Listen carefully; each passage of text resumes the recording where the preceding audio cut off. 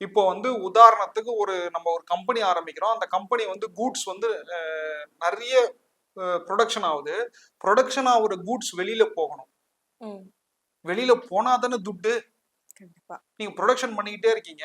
அந்த ப்ரொடக்ஷனை வந்து ஸ்டோர் பண்றாங்கன்னா, ம். அது எங்க வைக்கணும்? எங்க வச்சா அந்த கூட்ஸ் வெளியில போகும் அப்படின்னா, நம்மளுடைய யூடியூப் சேனல் நேயர்களுக்கு சொல்றேன். வடமேற்கு திசையில் ம். எந்த பொருளை நீங்கள் தயாரிக்கிறீர்களோ அந்த பொருளை வடமேற்கு திசையில் நார்த் வெஸ்ட் கார்னர்ல வச்சிட்டீங்க அப்படின்னா அந்த பொருள் வந்து விற்பனை ஆகி கொண்டே இருக்கும்.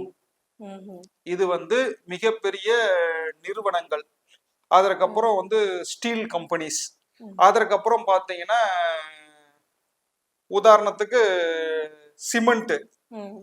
அரிசி, ஓகே. இதெல்லாம் நம்ம வந்து பேக்கா போட்டு எங்க வைக்கணும் அப்படின்னா ஒரு 1000 மூட்டை இருக்குன்னா 1000 மூட்டையும் எடுத்து போய் நம்ம வடமேற்குல வைக்க முடியாது. ம். ஒரு பெரிய குடோன் இருக்குன்னா அந்த வடமேற்குல வச்சுக்கலாம்.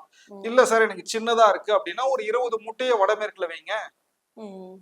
அந்த மூட்டை விற்பனை ஆகி கொண்டே இருக்கும். ஓஹோ. ஆக ஆக அங்க மூட்டையை ஏத்திக்கிட்டே இருக்கணும். ம். அப்போ நமக்கு சேல்ஸ் நடக்கும். அப்போ சேல்ஸ் நடக்கும்போது பிசினஸ் நன்றாக இருக்கும்.